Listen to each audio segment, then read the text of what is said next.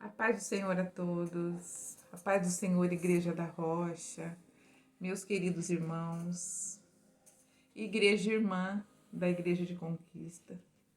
Eu sei que alguns já me conhecem, eu sou pastora Dulcimeia, outros não me conhecem, mas estão agora tendo a oportunidade de se aproximar um pouquinho. Eu estou tão longe de vocês, estou no interior da no interior da Inglaterra.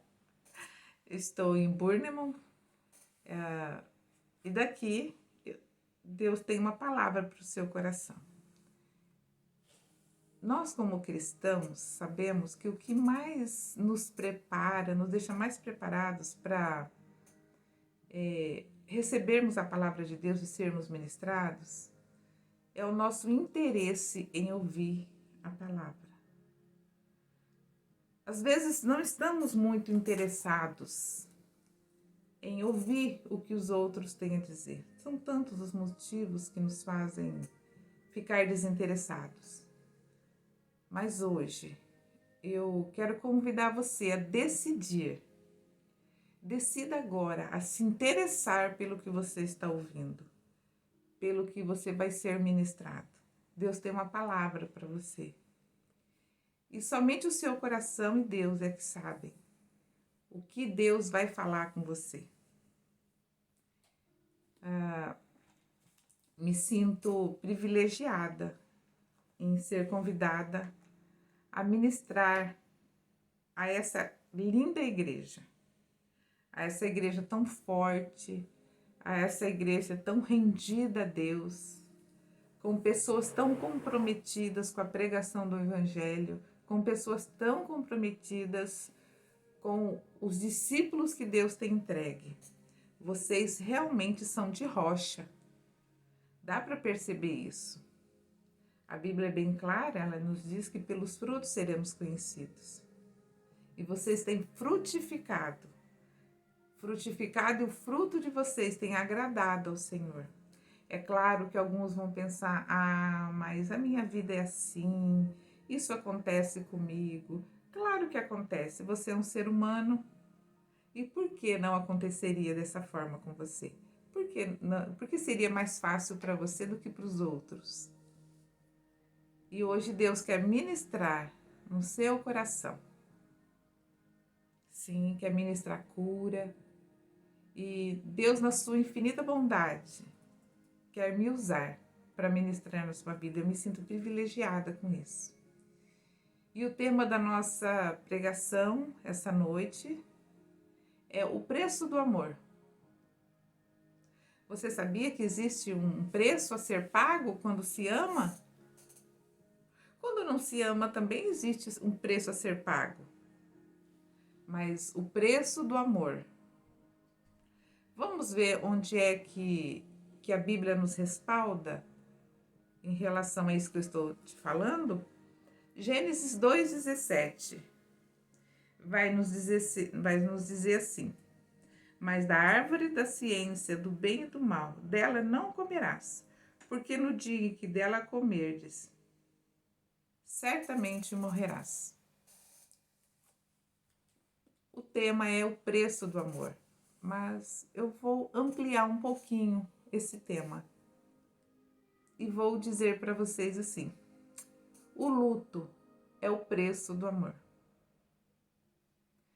Esse momento que vocês estão vivendo na Igreja da Rocha não é um sentimento diferente do que o mundo inteiro está sofrendo, do que o mundo inteiro está passando.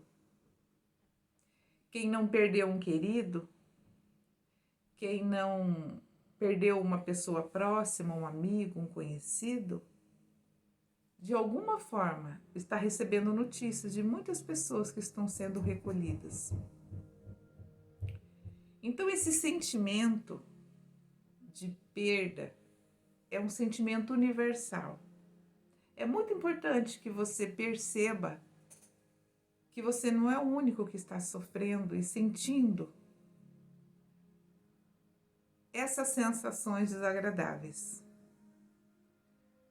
Esse é um sentimento universal. E eu queria que você repetisse agora, aí onde você está ouvindo, e dissesse assim: o luto é o preço do amor. Porque no projeto inicial de Deus, ele não incluía a morte, apesar de que ele conhecia todo o desfecho, de começo ao fim. Mas não incluía a morte, e tanto é que ele deixou essa ordem para o homem. Né? Gênesis 2,17, vamos repetir? Mas da árvore da ciência do bem e do mal, dela não comerás, porque no dia em que dela comeres, certamente morrerás. O ser humano, ele não foi criado para morrer, mas ele foi criado para a vida. Isso é facilmente percebido quando o organismo humano, ele recebe alguma influência de doença, vírus, bactéria, algum tipo de patologia. Porque o ser humano, o corpo dele vai lutar tanto, ele tem um sistema de defesa no organismo, de autodefesa no organismo, que no mesmo instante que o seu corpo detecta um invasor, um vírus, uma doença, o corpo coloca em ação esse sistema de autodefesa, que se chama imunidade. Às vezes a imunidade está baixa, às vezes a imunidade está alta. O sistema imune a combater os invasores do organismo. Isso por quê? Porque o ser humano foi criado para a vida e não para a morte. Ele foi criado, porque nós somos criacionistas, nós não somos evolucionistas. E o nosso corpo, ele vai lutar para viver, para alcançar algo que se chama homeostase. Homeostase é a capacidade do organismo se manter organizado, equilibrado. Ele organiza o seu meio interno e provoca uma certa estabilidade. O organismo, dependendo do que ele sofre, ele se desorganiza, os órgãos, mas ele vai lutar para continuar vivo, para alcançar novamente um equilíbrio e uma homeostase. Isso, cientificamente, nós podemos comprovar porque o nosso corpo, o nosso cérebro, luta para se manter vivo. E a Bíblia confirma a ciência, não é a ciência que confirma a Bíblia. Então, a Bíblia confirma que a ciência está certa, que nós nascemos para a vida. A morte é algo contra a nossa natureza.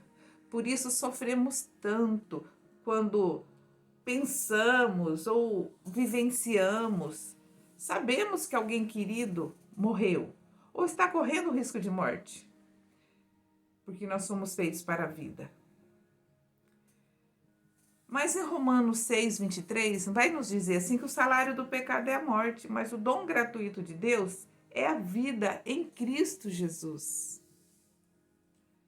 Amados, a morte, ela é uma consequência do pecado dos nossos primeiros pais. Ela é uma herança dos nossos primeiros pais, Adão e Eva. O sofrimento que vem da morte é uma consequência do pecado, é uma atualização do período em que o homem morreu pela rebeldia e desobediência. Morreu o homem, morreu o seu espírito e ele ficou separado de Deus. Nossa, mas então quer dizer que o fato de hoje o homem morrer é por conta do seu pecado? É o pecado da natureza humana. É uma consequência, tá? Mas isso, percebe como isso soa como punição? Porque quando nós lemos esse texto de Gênesis, dá a impressão assim que os homens foram punidos, que nós, seres humanos, fomos punidos com a morte pela rebeldia. Mas eu queria trazer uma ideia de que isso não é uma punição ou um castigo. Isso é uma consequência da desobediência. vamos usar. Você já pensou que talvez a vida toda você tenha relacionado a morte a castigo, a morte a punição? Já pensou sobre isso alguma vez? Talvez não, mas imagina comigo, você está assistindo um filme. E esse filme tem um mocinho e um bandido. Se o mocinho morre no final do filme, o mocinho é o bonzinho. Ele morre no final do filme. Que tipo de sentimento fica em nós? Não fica um sentimento de injustiça? Ah, puxa vida, morreu o mocinho e o bandido que deveria ter morrido, mas ele ficou vivo. Não entendi. Percebe como nós temos esse conceito de que o bom vive e o mal morre? A pessoa boa tem que viver e a pessoa má tem que morrer. E é um dos motivos porque ficamos tão sofredores quando perdemos uma pessoa, é porque aquela pessoa era boa para nós, era uma pessoa amada e nós entendemos isso foi uma injustiça. Percebeu que esse conceito de punição é um conceito distorcido? Então é muito importante que nós, seres humanos, entendamos uma coisa: morte não é punição. O ser humano hoje morre não por punição, não por castigo, não por retaliação de Deus, mas por consequência dos pais de Adão e Eva. E agora? Quando nós tentamos entender a morte de um ser humano pela ótica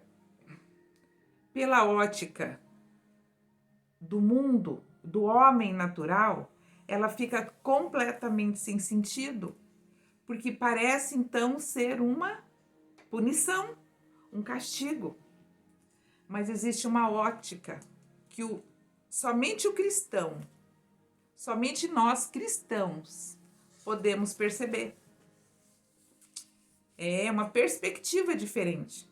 Você está vendo uma imagem aqui atrás de mim? Essa imagem fala de nós olharmos a morte pela perspectiva da cruz. Sem a perspectiva da cruz, a morte não tem sentido. A morte é triste, terrível, escuridão, sofrimento, perdição e condenação. Mas quando a morte física é vista pela perspectiva da cruz, tudo muda. Porque a morte só tem sentido quando ela é vista pela perspectiva da cruz. Jesus veio dar sentido à morte. João 11, 25 e 26 diz assim, que Jesus disse: eu sou a ressurreição e a vida. Aquele que morre não estará morto eternamente. Aquele que morre não estará morto eternamente. João 11.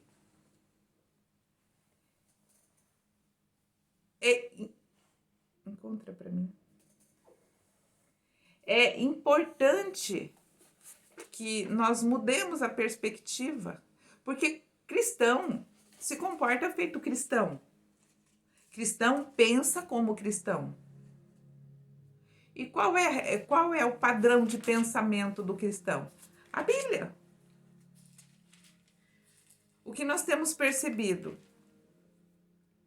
Que tudo que é compreendido pela perspectiva da cruz ganha um sentido eterno, verdadeiro e real. Quando você entende pela perspectiva da cruz, cessa toda a sensação de punição e castigo. E abre-se então a porta da eternidade e o consolo chega. O consolo do Espírito Santo. O Espírito Santo só vai conseguir consolar o coração de quem Olha a situação pela perspectiva da cruz. As pessoas que ainda não tiveram uma revelação da cruz têm muito mais dificuldade de enfrentar esse último inimigo que nós iremos enfrentar, que é a morte. Somente quem teve a revelação da cruz compreende ou tem mais possibilidade de compreender e ressignificar essa dor de luto, porque o luto é o preço do amor. Sabe por que sofremos quando alguém morre? Porque amamos essa pessoa. Existem pessoas que são indiferentes, fingem que nada está acontecendo porque não querem sofrer, porque perdeu alguém querido. Como não sofrer por perder alguém querido? Jesus chorou quando soube que o seu amigo Lázaro tinha morrido. Nós devemos sim dar vazão às nossas emoções e chamar dor de dor, saudade de saudade. Sim, precisamos disso. Que temos liberdade para deixar essa sensação de dor aparecer. Isso não é fraqueza, isso não é falta de fé, isso é reconhecer a humanidade. Mas as pessoas que ainda não tiveram uma revelação da cruz têm mais dificuldade de olhar a vida, a morte, pela perspectiva da cruz, porque a cruz é uma revelação. Por isso que quando olhamos a vida e a morte pela perspectiva da cruz, abre-se a porta da eternidade. O ser humano sem a revelação da cruz, ele se afasta dos caminhos do Senhor. Ele fica magoado, se sentindo injustiçado, se sentindo punido quando alguém morre, quando um querido morre, quando um familiar morre. Mas aquele que olha pela perspectiva da cruz, ele tem a possibilidade de ressignificar e compreender. E ele não tem que fazer forças para isso. Ele somente acredita. O ser humano, sem a revelação da cruz, ele fica com uma necessidade e começa a perguntar para Deus, por que essa pessoa? Por que essa pessoa e não aquela? Por que essa boa e não aquela má? Por que a criança e não o adulto? Por que o jovem e não o idoso?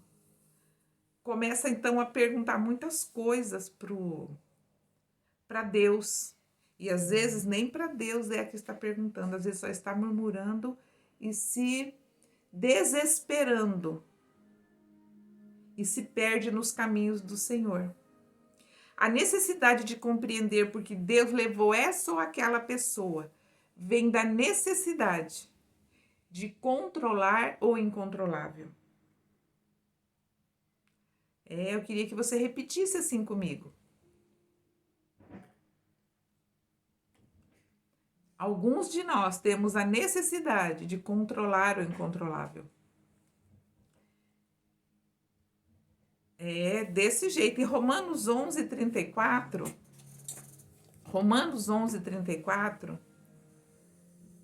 vai nos falar e vai nos dizer quem pode dar conselhos para o Senhor. Quem conheceu a mente do Senhor para que possa ensiná-lo? Nós ficamos perguntando para o Senhor. Nós ficamos perguntando. Romanos 11:34. Porque Deus encerrou a todos debaixo da desobediência. Romanos 11:34. Quem conheceu a mente do Senhor para que possa ensiná-lo? Como que nós podemos fazer? Ensinar o Senhor? ensinar o Senhor o que o Senhor deve fazer e o que o Senhor não deve fazer. Quando nós falamos sobre o Salmo 23, nós dizemos assim: o Senhor é o meu pastor. O Senhor é o meu pastor. O Senhor é o meu pastor. O Senhor é o meu pastor. Sempre assim que a gente diz, não é? Mas quando precisamos ser pastoreados, ficamos sem saber como reagir diante disso. E como será, hein? Quem conheceu a mente do Senhor para que possa ensiná-lo? Você sabe o que se passa na mente de Deus? Você pode ensinar Deus como cuidar dos homens? Jesus veio vencer a morte. E nós precisamos, então, nos entregar àquele que venceu a morte, que deu sentido à morte. Jesus veio dar sentido à morte. Jesus veio vencer a morte. João 11, 25 e 26, lembra que nós já falamos sobre isso? Que Jesus disse assim: eu sou a ressurreição e a vida. Eu sou. Quando nós vamos a velório, sempre vemos um estandarte, uma bandeirinha escrito assim, não é? Eu sou a ressurreição e a vida. Aquele que crê em mim, ainda que esteja morto, viverá. Mas só quem está em Cristo é que vive. É somente quem está em Cristo que sabe. É somente quem está em Cristo que se entrega. É somente quem está em Cristo que não precisa entender. Por que então precisamos entender o porquê essa pessoa e por que não aquela outra pessoa? Jesus passou pela morte para que todas as pessoas que morreram em Cristo estejam vivas hoje. Vocês perderam uma pessoa querida, eu perdi pessoas queridas, o mundo inteiro perdeu pessoas queridas nesses dias. Mas a promessa de Jesus é que eu sou a ressurreição e a vida. Eu sou a ressurreição e a vida. Essas pessoas queridas não estão mortas. Elas estão vivas hoje, nesse momento. Quem não tem revelação de eternidade em Cristo terá dificuldade de enfrentar essa realidade do ser humano. Tem uma parte da nossa vida que nós temos controle. Nós temos controle sobre os nossos comportamentos. Nós temos um certo controle sobre as nossas vidas, não é? Mas tem uma parte da nossa vida que nós não podemos controlar. E é isso que eu digo que traz desespero no ser humano. É tentar controlar o incontrolável. Quem não tem revelação de eternidade com Cristo terá dificuldade de enfrentar a morte de um querido, terá mais dificuldades, porque ela já é difícil, já é um momento difícil. Mas mesmo com essa convicção de cruz, mesmo com essa revelação, ainda assim vai doer. E vai passar por um processo de luto. E o processo de luto envolve várias emoções, porque o luto é o preço do amor, é o preço de ter amado e de ainda amar. Não é porque a pessoa faleceu que nós deixamos de amar, mas o luto é o preço do amor. Quem não sofre é quem não ama. Mas nós somos daqueles que amamos, porque nós temos o Espírito Santo de Deus em nós. E nós nos entregamos a esse amor. Eu me lembro quando eu era criança, minha família gosta muito de animaizinhos, em especial cachorrinhos. Então nós tínhamos os cachorrinhos. E cada vez que o nosso cachorrinho de estimação morria, minha mãe dizia assim: não quero mais cachorro, porque o cachorro morre e nós ficamos sofrendo.